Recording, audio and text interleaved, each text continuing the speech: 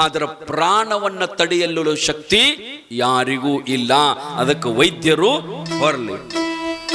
ಮತ್ತೆ ಈ ಸಂಪತ್ತನ್ನ ಹಾದ್ಯಾಗ ಯಾಕೆ ಒಯ್ಯುದಂತಂದಾಗ ಅವ ಹೇಳ್ದ, ನಾನು ಗಳಿಸಿದ ಸಂಪತ್ತನ್ನ ನನಗೆ ಒಯ್ಯಕ್ಕೆ ಆಗಲಿಲ್ಲ, ಅದಕ್ಕೆ ಇಲ್ಲಿ ಹಾದ್ಯಾಗ ಹಾಕೊಂಡ ಮ್ಯಾಲ ನಡ್ಕೋತ ಹೊಂಟಾನ ಚಕ್ರವರ್ತಿ ಅಂತ ಗೊತ್ತಾಗಲಿ. ಇನ್ನು ಮೂರನೇದ್ದು ಏನಂತಂದ್ರೆ ಖಾಲಿ ಕೈ ಯಾಕೆ ಮಾಡ್ರಿ ಅಂತಂದ್ರ, ಜಗತ್ತಿನ ಅರ್ಧ ಭಾಗವನ್ನು ಗೆದ್ರು ಅಲೆಕ್ಸಾಂಡರ್ ಖಾಲಿ ಕೈಲಿ ಹೊಂಟಾನ ಅನ್ನೋದು ಮಂದಿಗೆ ಗೊತ್ತಾಗಲಿ. ಒಂದು ಗುಂಜಿನೂ ಬಂಗಾರ ಒಯ್ಯಕ್ಕಾಗಲಿಲ್ಲ, ಖಾಲಿ ಕೈಲಿ ಹೊಂಟಾನ ಅನ್ನೋದು ಗೊತ್ತಾಗಲಿ ಅಂತ ತಿಳ್ಕೊಂಡು ಕೈ ಹೊರಗೆ ಹಾಕ್ರಿ ಅಂತಂತ ಅಲೆಕ್ಸಾಂಡರ್ ಏನ್ ಮಾಡ್ಯಾರ ಅಂತಂದ್ರ ಖಾಲಿ ಹೋಗ್ಯಾರ್ರಿ. ಜಗತ್ತನ್ನು ಗೆದ್ದವ್ರು. ನಿಮ್ಮನ್ಯಾಗ ಏಟಿರ್ಬೇಕು ಬಂಗಾರ, ಏಟಿರ್ಬೇಕು ನಿಮ್ಮನ್ಯಾಗ ರೊಕ್ಕ, ಆಟೋ ಬಿಟ್ಟು ಹೋಗಾಕ ಒದ್ದಾಡಿ ಸಾಯ್ತಾರ ನಮ್ಮ ಮಂದಿ. ಬಂಗಾರ ಬಾಳತ್ತೇನ್ರಿ ಮನ್ಯಾಗ ಎಡಳಿ ಇಂಗಳಿಗಾಗ ಈ ಎಟ್ಟಿರ್ಬೇಕ್ರಿ ಅಂದಾಜ್ ಹೇಳ್ರಿ. ನಿಮ್ಮ ಮನ್ಯಾಗ ಎಟ್ಟ ಅದ ಎಟ್ರ ಹಾಕೊಲಕ್ ಬಂಗಾರ ಅದ ಒಬ್ಬೊಬ್ರ ಮನ್ಯಾಗ. ಈಟ ಇರ್ಲಿ, ಭಾಳ ಇರ್ಲಿ, ತೊಡೆ ಇರ್ಲಿ, ತುಸು ಇರ್ಲಿ, ಬಂಗಾರ ಅದ ಎಲ್ಲರ ಮನ್ಯಾಗ. ಎಟ್ಟದರಿ ಒಂದೊಂದು 10-20 ತೊಲಿ. ಇನ್ನೂ ದೊಡ್ಡ ಮಂದಿ ಐತ್ರಿ ನಮ್ಮಲ್ಲಿ. ಎಡಳಿ ಇಂಗಳಿಗೆ ದೊಡ್ಡ ಸಾವುಕಾರ ಅದ. ಒಂದೊಂದು ಕಿಲೋ ಬಂಗಾರ ಇರಬಹುದು. ಐತಿಲ್ರಿ ಟ್ರೆಜರಾಗ. ಕೀಲಿಯಲ್ಲಿ ಇಟ್ಟರಿ ಯಾಕ್ರಿ ಸ್ವಾಮಿ ಕೀಲಿ ಪಾಲಿ ಕೇಳಕತ್ತಿರ್ಲ ಏನು? ರಾತ್ರಿ ಏನು ತುಳುಗು ಮಾಡೋರ್ದಿರೇ ನಮ್ಮಣಿ ನಂಬದ ನಮಗೆ ಒಯ್ಯಾಕ ಬರಂಗಿಲ್ಲ. ನಿಮ್ದು ತಗೊಂಡು ಏನು ಮಾಡ್ಬೇಕದ್ರಿ? ಇಷ್ಟು ಸಣ್ಣ ಬಂಗಾರನ ರೊಕ್ಕನ ಬಿಟ್ಟು ಹೋಗಕ್ಕೆ ಆಗಂಗಿಲ್ಲ ಅಂದಾಗ ಅವರೆಲ್ಲ ಹೆಂಗೆ ಬಿಟ್ಟು ಹೋಗಿರ್ಬೇಕು? ಕಾರಣ ಏನಂತಂದ್ರೆ ಅನಿತ್ಯಾನಿ ಶರೀರಾನಿ ವಿಭವೋ ನೈವ ಶಾಶ್ವತ. ನಮ್ಮ ಜೊತೆಗೆ ಬರತಕ್ಕಂಥದ್ದು ಯಾವುದು ಅಂತಂದ್ರ ನಾವು ಮಾಡಿದ ಧರ್ಮ ಮತ್ತು ಕೀರ್ತಿ, ಇವೆರಡು ಬರ್ತಾವ ತಾಯಂದಿರ. ನೀವು ಧರ್ಮವನ್ನ ರಕ್ಷಣೆ ಮಾಡಿದಿರಿ, ಆ ಧರ್ಮ ನಿಮ್ಮನ್ನ ರಕ್ಷಣೆ ಮಾಡುತ್ತದೆ. ನೀವು ಧರ್ಮವನ್ನ ರಕ್ಷಣೆ ಮಾಡಲಿಲ್ಲ ಅಂದ್ರ ಆ ಧರ್ಮ ನಿಮ್ಮನ್ನ ಸರ್ವನಾಶ ಮಾಡುತ್ತದೆ. ಇದು ಪಕ್ಕ. ಧರ್ಮೋ ರಕ್ಷತಿ ರಕ್ಷಿತಾಃ, ಧರ್ಮೋ ಹಂತಿ ಹಂತಾರಂ. ಶ್ರುತಿ ಹೇಳ್ತದ, ಯಾರ ಧರ್ಮವನ್ನು ರಕ್ಷಣಾ ಮಾಡುತ್ತೀರಿ. ರಕ್ಷಣಾ ಮಾಡೋದಂದ್ರೆ ಏನ್ರಿ? ನಾವು ಧರ್ಮದ ಆಚರಣೆಯಲ್ಲಿ ಇರಬೇಕು. ಧರ್ಮ ಅಂತಂದ್ರೆ ಏನು? ಧರ್ಮ ಅಂತಂದ್ರೆ ಏನ್ ಬಹಳ ದೊಡ್ಡದಲ್ರಿ, ನಮ್ಮದೇ ಆಗಿರತಕ್ಕಂಥದ್ದು ಧರ್ಮದ ನೋಡ್ರಿ. ಈಗ ತಾಯಿ ಅದಾಳ ಮನ್ಯಾಗ, ತಾಯಿದೊಂದು ಧರ್ಮದ. ತಾಯಿ ಆಗಿರ್ಬೇಕು. ಅಪ್ಪದಾನ, ಅಪ್ಪಂದೊಂದು ಧರ್ಮದ, ತಂದೆಯ ಧರ್ಮದ, ರಾಜ ಧರ್ಮದ, ಮಗಳ ಧರ್ಮದ, ಪುತ್ರ ಧರ್ಮದ, ಭ್ರಾತೃ ಧರ್ಮದ, ಅಣ್ಣಂದೊಂದು ಧರ್ಮದ. ಹಿಂಗ ನಮ್ಮ ಮನ್ಯಾಗ ನಾವು ಯಾರ ಅದಿವಲ್ಲ, ನಮ್ಮ ಪಾತ್ರ ಏನದಲ್ಲ, ಪಾತ್ರ ಇದ್ದಂಗ ನಾವು ನಾಟಕ ಮಾಡಿಬಿಟ್ರೆ ಮುಗ್ದ ಹೋತ್ರಿ. ನಮ್ದು ಹಂಗಲ್ಲ, ಇರುವುದೊಂದು ಮಾಡುವುದೊಂದು. ಅದಕ್ಕೆ ನಿಜಗುಂಡ್ರು ಬರೀತಾರ ನೋಡ್ರಿ, ಕಾಪಟ್ಯವಿಲ್ಲದಾಶ್ರಮ ಧರ್ಮರತಿಯನು. ನಮ್ಮದೊಂದು ಧರ್ಮರತಿ. ನಮ್ಮ ಆಶ್ರಮ ಯಾವುದಂದ್ರ ಗೃಹಸ್ಥಾಶ್ರಮ. ನಾವು ಗಂಡ ಹೆಂಡತಿ ಮಕ್ಕಳು ಎಲ್ಲ ಅದೀವಲ್ಲ, ನಮ್ಮ ಧರ್ಮದವಲ್ಲ. ಆ ಧರ್ಮದ ಆಚರಣೆಯನ್ನು ಮಾಡಿದ್ರೆ ನಾವು ಅದನ್ನು ರಕ್ಷಣೆ ಮಾಡಿದಂಗ. ಮತ್ತು ಧರ್ಮದ ಹಾದಿ ಬಿಟ್ಟಿ ಬಂದ್ರ ನಾವು ಧರ್ಮವನ್ನು ನಾಶ ಮಾಡಿದಂಗ. ನಿಮಗೊಂದು ಪ್ರಸಂಗ ಹೇಳ್ತಾನ, ಅಂದ್ರೆ ಗೊತ್ತಾಗ್ತದ ನಿಮಗೆ. ಏನಂತಂದ್ರ, ಮಹಾಭಾರತದ ಯುದ್ಧದೊಳಗ ಪಾಂಡವರು ಪ್ರತಿಯೊಬ್ಬರನ್ನ ಕೊಲ್ಲೋದು. ಅವ್ರ ಕಡೆ ಬಹಳ ದೊಡ್ಡ ಶೂರರಿದ್ದರು ಕೌರವರ ಕಡೆ. ಆ ಕೌರವರ ಸೈನ್ಯವನ್ನು ಗೆಲ್ಲುವುದು ಅಂತಂದ್ರ ಅಷ್ಟು ಸರಳಲ್ಲ. ಕೌರವರನ್ನು ಗೆಲ್ಲುವುದು ಅಂತಂದ್ರ ಅಷ್ಟು ಸರಳಲ್ಲ.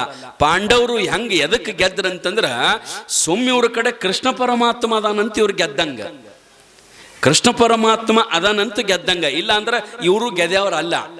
ಆದ್ರೆ ಕೃಷ್ಣ ಪರಮಾತ್ಮ ಎಲ್ಲಿರ್ತಾನಂದ್ರ, ಎಲ್ಲಿ ಧರ್ಮದ ಅಲ್ಲಿ ಪರಮಾತ್ಮ ಇರ್ತಾನೆ.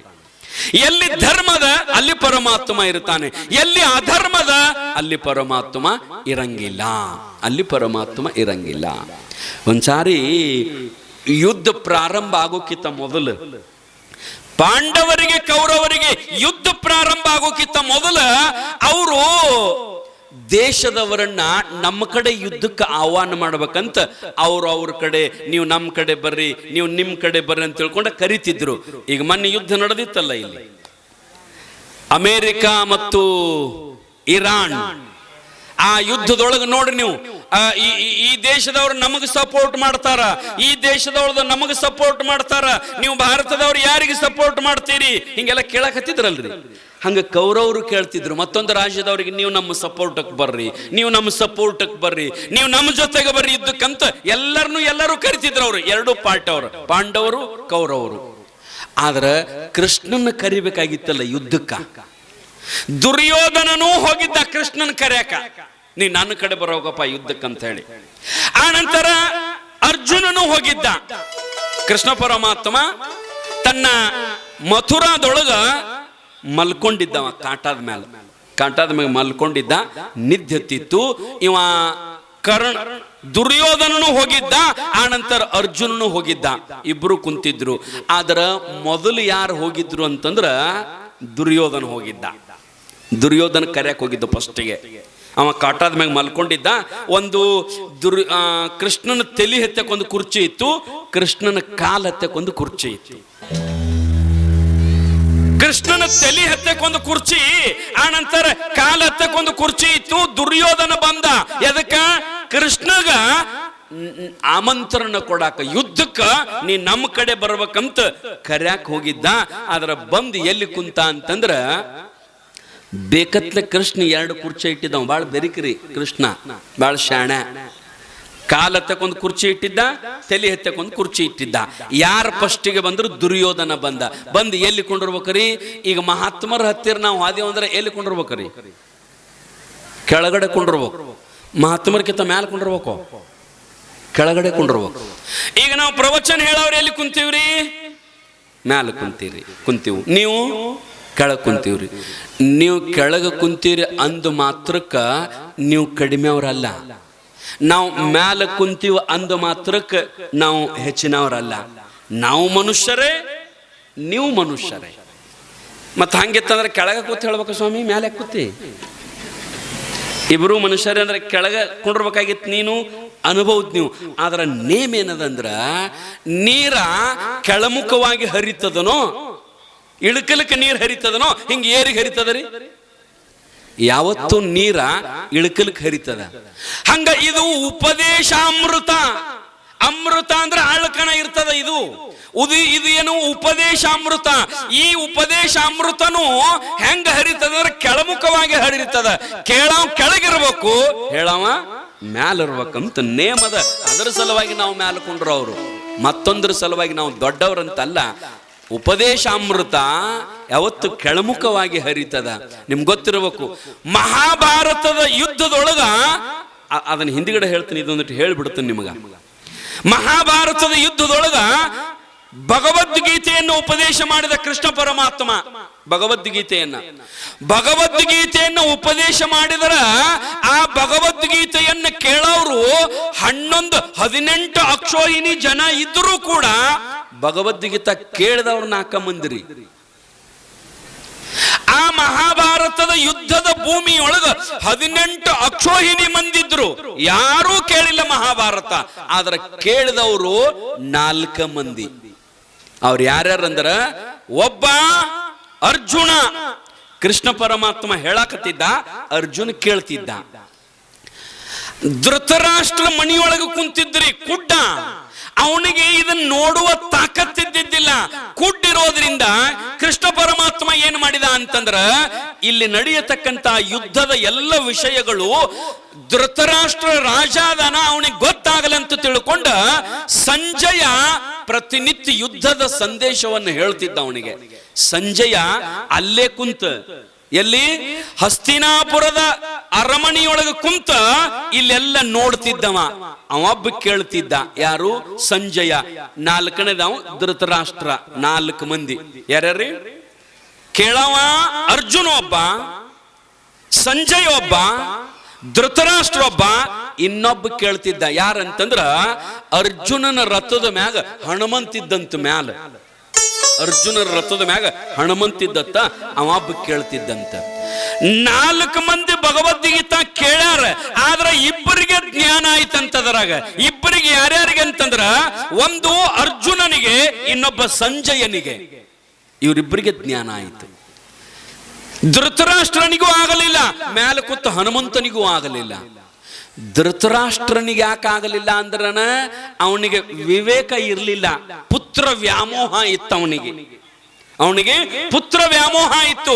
ಬರೇ ಹೊರಗಿನ ಕಣ್ಣು ಅಟ್ಟ ಕುಡ್ಡಿಲ್ಲ, ಅವಾಗ ಒಳಗಿನ ಕಣ್ಣು ಕುಡ್ಡಿದ್ದು.